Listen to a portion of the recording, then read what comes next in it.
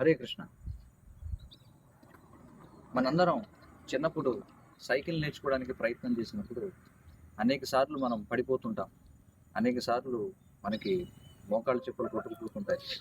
కానీ నిశ్చయంతో మనం సైకిల్ నేర్చుకోవాలనేటువంటి ఉత్సాహంతో ఎన్ని దెబ్బలు తగులుతున్నప్పటికీ మనం నేర్చుకోవడానికి ప్రయత్నం చేస్తాం. అంతిమంగా నేర్చుకుంటాం. ఒకవేళ సైకిల్ మీద నుంచి పడిపోతాననేటువంటి భయం ఉన్నవాడు సైకిల్ నేర్చుకోలేదు. అలాగే ఉపదేశామృతంలో శ్రీల రూప గోస్వామి వారు భక్తి వర్ధిల్లేటువంటి 6 విషయాల గురించి చెప్తున్నారు.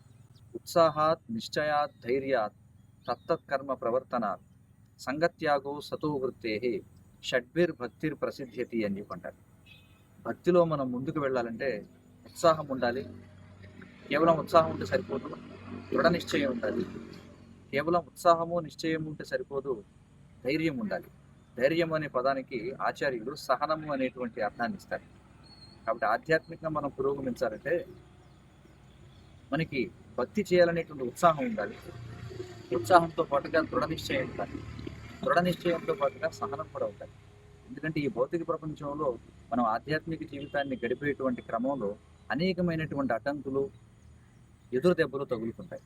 కానీ ఏ విధంగా అయితే మనం సైకిల్ నేర్చుకునేటువంటి సమయంలో ఎన్నిసార్లు పడిపోయినా సరే, కాళ్ళకు దెబ్బలు తగిలినా సరే మళ్ళీ దృఢ నిశ్చయంతో ప్రయత్నం చేసి సైకిల్తో కూడా నేర్చుకుంటాము.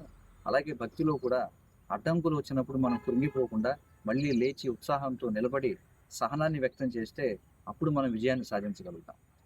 మరి ఆధ్యాత్మిక జీవితంలో పురోగమించాలనుకున్న వాళ్ళు ఉపదేశామృతం అనేటువంటి గ్రంథాన్ని తప్పక చదవండి.